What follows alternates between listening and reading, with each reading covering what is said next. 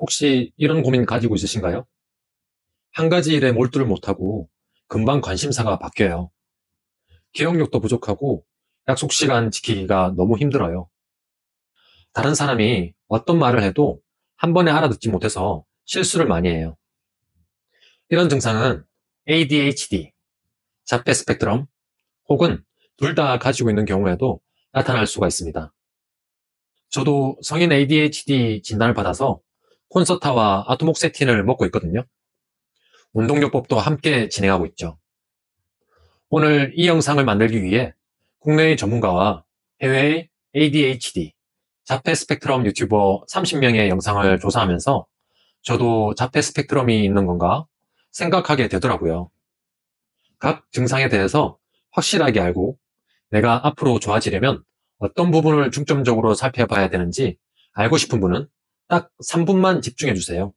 뇌과학자 장동선 박사님, 세브란스 소아정신과 천근아 교수님, 서울대 정신과 김북년 교수님, 경희의료원 정신건강의학과 방건호 교수님이 말씀해 주시는 최신 정보와 해외의 ADHD, 자폐 스펙트럼 유튜버 30인의 영상을 모두 분석해서 알려드리는 정보를 알게 되실 거예요.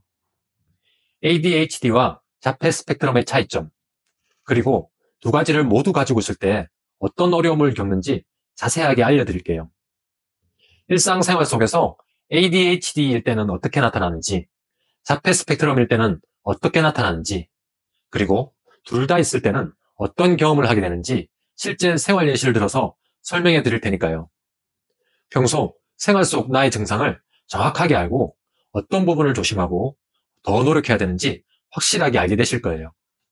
시작할게요. 첫 번째 특징은 사회적 상호작용에서의 어려움입니다. ADHD가 있는 사람은 대화 중에 자꾸 끼어들거나 상대방 말에 집중하지 못해서 딴 생각을 하는 일이 많죠. 특히 관심 없는 주제라면 더 그래요. 예를 들어 친구와 카페에서 대화하는데 옆 테이블에서 흥미로운 대화가 들리면 그쪽으로 주의가 완전히 빼앗겨요. 어? 방금 뭐라고 했어? 라고 물어보게 되죠.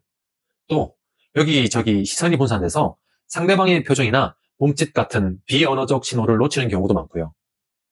자폐 스펙트럼은 눈 맞춤 자체가 어렵거나 상대의 얼굴 전체가 아니라 특정 부위만 보는 경우가 많아요. 대화의 속도나 맥락을 파악하기 어렵고 말을 이해하는데 더 많은 시간이 필요해서 대화가 빠르게 진행될 때 따라가기 힘들죠.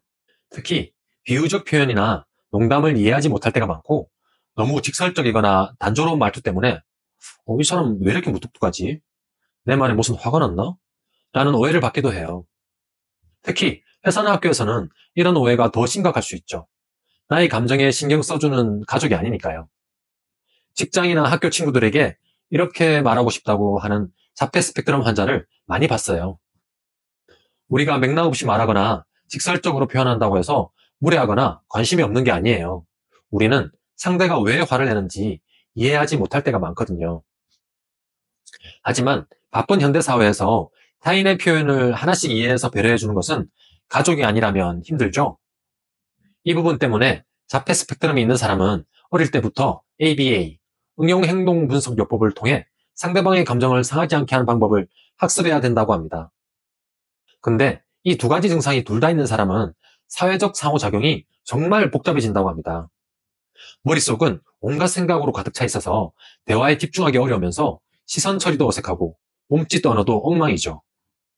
그 중에서도 이 두 가지 증상이 함께 있을 때 가장 힘들어하는 건 머릿속에서는 즐겁고 신나는데 겉으로는 무표정하거나 심각해 보여서 사람들이 기분 안 좋아? 라고 물어볼 때라고 합니다.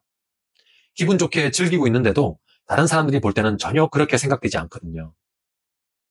자폐 스펙트럼과 ADHD를 함께 가지고 있는 미국의 유튜버 크리스 앤 데비는 이럴 때 유머나 농담으로 상황을 넘기려고 하는데 그마저도 대화의 흐름을 놓쳐서 엉뚱한 말을 할 때가 많았다고 해요. 특히 상대가 내가 평소에 좋아하지 않았던 사람이라면 사회적 미소가 어려워서 이런 현상이 더 두드러진다고 하네요. 두 번째는 특별한 관심사에 대한 집중력의 차이예요. ADHD가 있으면 새로운 취미나 프로젝트에 갑자기 엄청 몰입해요. 예를 들어 갑자기 베이킹에 꽂혀서 온갖 도구를 사고 레시피를 연구하다가 몇 번 해보고 나서 금방 실증을 내는 거죠. 짧은 시간에 엄청나게 파고들어서 마치 전문가가 될 듯이 보이다가도 끝을 못 보고 금방 다른 취미로 넘어가요. 맥락이 전혀 다르게 이번 달엔 러닝, 다음 달엔 도자기, 그 다음엔 독서 모임, 이런 식이죠. 자폐 스펙트럼은 한 번 관심 가진 주제가 있으면 몇 년, 심지어 평생 그 주제에 깊이 빠져들어요. 그 분야의 진짜 전문가가 될 정도로 깊이 파고들고 프로젝트를 시작하면 반드시 끝을 봐야 직성이 풀립니다. 어떨 때는 밥 먹는 것, 화장실 가는 것, 잠자는 것까지 줄일 정도로 몰입하죠. 예를 들어 철도에 관심을 가지면 모든 열차 종류와 시간표를 외우고 기차역 구조까지 완벽하게 파악하는 시기예요. 이 두 가지가 동시에 있는 사람은 정말 복잡해져요. 여러 프로젝트를 동시에 시작했다가 하나도 끝내지 못하는 경우가 많다고 합니다. 이 프로젝트도 하고 싶고 저것도 해야 하는데 라는 생각으로 10개, 20개의 프로젝트를 벌여놓고 결국 아무것도 완성하지 못하는 거죠. 그런데 더 큰 문제는 미완성된 프로젝트들이 쌓이면 자폐 스펙트럼 성향 때문에 엄청난 스트레스를 받게 된다는 거예요. 머릿속에서 이것도 끝내야 하고 저것도 끝내야 하고 라는 압박감이 점점 커지면서 스스로를 엄청나게 자책하게 됩니다. 그래서 쉬어야 한다는 것을 알면서도 쉬지 못하고 프로젝트를 끝내고 싶은데 너무 지쳐서 마무리 못하고 이런 내적 갈등이 계속된다고 해요. 머리와 마음속에서 전쟁이 일어나서 정말 힘들다고 합니다. 세 번째는 감각 자극에 대한 반응입니다. ADHD는 여러 자극에 쉽게 산만해져요. 백화점이나 사람 많은 곳에 가면 모든 소리, 불빛, 움직임이 한꺼번에 들어와 정신이 없어지는 느낌이죠.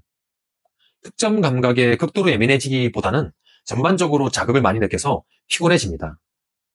자폐 스펙트럼은 특정 감각에 매우 민감해요. 예를 들어 옷의 라벨이 살에 닿는 것을 견딜 수 없거나 특정 음식의 식감이 너무 불편해서 먹지 못하는 경우가 많죠. 반면 어떤 소리나 감촉은 굉장히 좋아하기도 해요. 자폐 스펙트럼이 있으면 명동이나 강남역 같은 번화가에 갈 때 사람들의 소음, 간판의 빛, 음식 냄새 등에 싫어하는 특정 감각이 있을 가능성이 높아서 감당하기 어렵다고 합니다. 두 증상 다 있다면 감각 자극에 훨씬 더 예민해진다고 합니다. 사람 많은 곳이나 시끄러운 곳에 가면 금방 어지럽고 메스꺼움까지 느낄 정도라고 하네요. 앞서 말씀드린 유튜버 크리스 앤 데비는 대학 시절 생물 실험실에서 해부 실습을 할 때 냄새 때문에 여러 번 밖에 나갈 수밖에 없었다고 해요. 특히 돼지 해부를 할 때는 기절할 정도였다고 하네요. 반대로 좋아하는 향을 맡으면 온몸이 편안해지는 경험을 한다고 합니다. 특정 감각에 민감한 부분이 긍정적으로 작동하는 거죠. 따뜻한 물이 온몸을 감싸는 느낌이라고 하네요. 정말 기분이 좋아져서 차분해진다고 합니다. 네 번째는 일상 루틴과 변화에 대한 반응입니다. ADHD는 일상이 똑같으면 지루해서 견디지를 못해요. 왜 굳이 루틴을 지켜야 해? 그냥 하고 싶은 대로 하면 되지 라고 생각하죠. 즉흥적이고 충동적으로 뭔가 새로운 걸 하고 싶어 합니다. 식당 갈 때를 예로 들면 매번 같은 메뉴를 먹는 것보다 실패하더라도 새로운 음식점을 계속 찾아다니는 걸 선호하는 거예요. 자폐 스펙트럼은 정반대예요. 루틴과 일관성을 매우 중요하게 생각합니다. 매일 같은 시간에 일어나고 같은 길로 출근하고 같은 자리에 앉아서 일하는 게 편안하죠. 갑자기 계획이 바뀌면 심한 스트레스를 받아요. 예를 들어 매주 토요일 아침에는 반드시 같은 카페에서 같은 음료를 마시는 것이 안정감을 준다는 식이죠. 이 두 가지가 동시에 있으면 새로운 걸 하고 싶어하는 ADHD와 변화를 싫어하는 자폐 스펙트럼이 머릿속에서 계속 싸워요. 집에 있으면 지루해서 나가서 놀자 라고 생각하는데 막상 밖에 나가면 감각 자극 때문에 빨리 집에 오고 싶어져요. 그리고 집에 들어오면 또 밖에서 내가 혹시 이상한 행동을 한 게 아닐까 하며 불안해하는 경우가 많죠. 결국 쉬려고 해도 마음속 전쟁 때문에 쉬지 못하는 악순환이 반복됩니다. 다섯 번째는 실행 기능, 즉 계획 세우기, 우선순위 정하기, 충동 조절, 그리고 실제로 일을 시작해서 끝내지 못하는 데서 느끼는 어려움입니다. ADHD는 시작 자체가 너무 어려워요. 해야 할 일이 많을수록 어디서부터 시작해야 할지 몰라서 아무것도 못하는 멍한 상태가 되기 쉽죠. 또 충동적으로 계획에 없던 물건을 사는 경우도 많습니다. 예를 들어 갑자기 의욕이 생겨서 비싼 카메라를 샀는데 몇 번 사용하지 않고 방치하는 경우가 있습니다.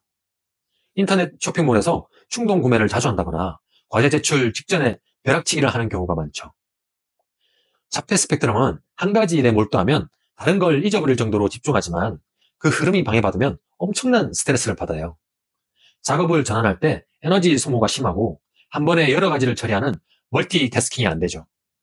예를 들어 코딩을 하고 있는데 누가 질문을 하면 완전히 흐름이 깨져서 다시 집중하는데 많은 시간이 필요해요. 둘 다 있는 경우 시간 개념이 없을 때가 많습니다. 언제 일이 끝나게 될지 감을 못 잡는 거죠.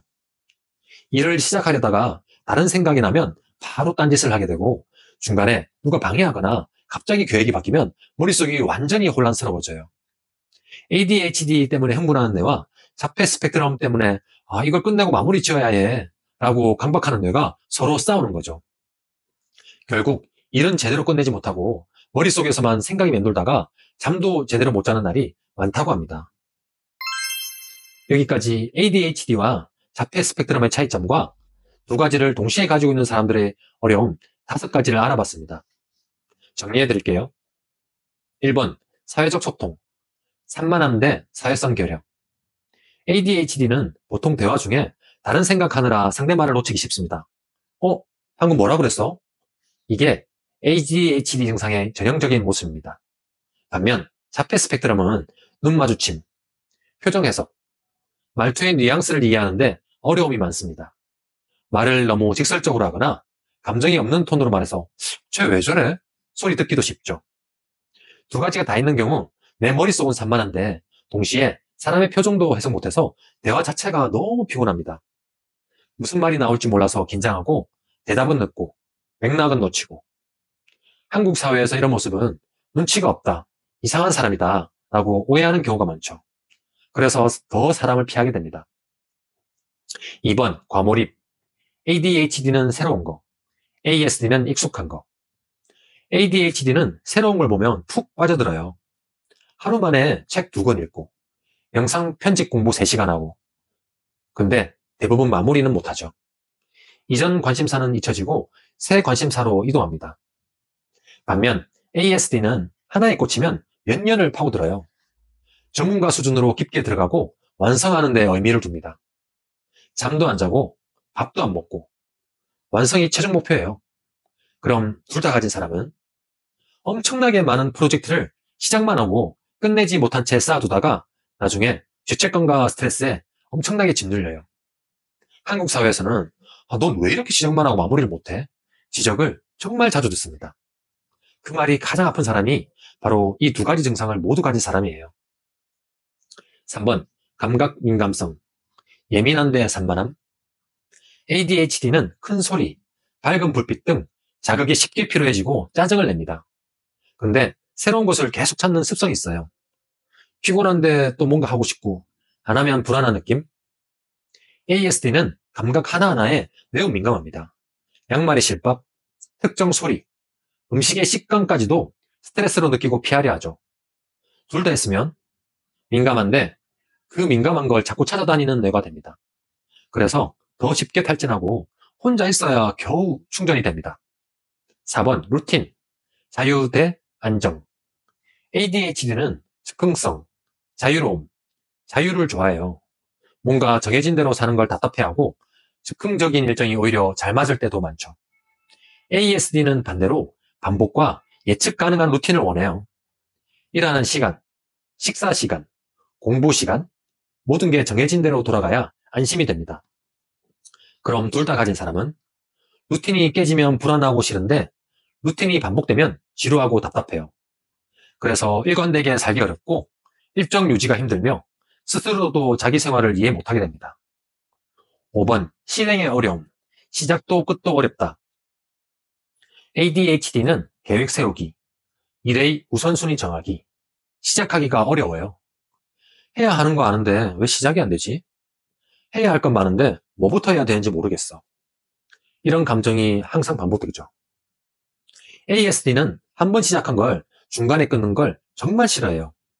방해받으면 극심한 스트레스를 느끼죠. 그럼 둘 다 했으면 시작은 미루고 시작하면 멈추지 못하고 중간에 방해받으면 멘붕 오고 이런 상황이 반복되면서 업무나 학업에서도 효율이 떨어지고 자존감도 함께 무너집니다. 혹시 방금 말씀드린 5가지 특징 중 여러분 자신이나 가족, 자녀에게 해당되는 부분이 있으신가요? 저도 이번에 조사하면서 이 2가지가 동시에 있는 분들은 정말 힘들겠구나 하는 생각이 들었습니다. 사실 저도 이런 2가지 증상이 서로 싸우는 듯 할 때가 있었는데요. 다만 그 정도가 이분들이 말하는 머리가 터질 듯이 2가지 본능이 전쟁하는 게 아닐 뿐인 거죠. 연구 결과에 따르면 ADHD와 자폐 스펙트럼을 모두 가지고 있는 사람들이 전체 환자의 40% 정도 된다고 합니다. 결코 적은 숫자가 아닌 거죠. 혹시 자신이나 자녀가 2가지 특성을 모두 가진 것 같다면 전문가의 진단과 상담을 꼭 받아보시길 바랍니다. 혼자서 인내하고 이겨내기에는 너무 많이 힘드니까요. 그리고 무엇보다 스스로를 혹은 가족에 대해서 자책하지 마시길 바랍니다. 자책은 많은 전문가들이 뽑는 증상을 더 악화시키는 대표적인 요인이라고 해요. 뇌의 작동 방식이 다를 뿐 누구나 이런 증상은 조금씩 있을 수 있으니까요. 여러분, 여기까지 보시고 ADHD는 산만해서 항상 들떠있고 시끄럽다고 생각되시죠? 그런데 조용하고 침착해 보이는 ADHD도 있다는 사실 알고 계셨나요? 제가 우리나라 5대 메이저 기관이 알려준 조용한 ADHD에 대해서 깔끔하게 정리해 놓은 영상이 있습니다. 혹시 자신이나 가족이 조용한 ADHD가 걱정되시는 분이라면 여기 보이는 이 영상에서 바로 알려드릴게요.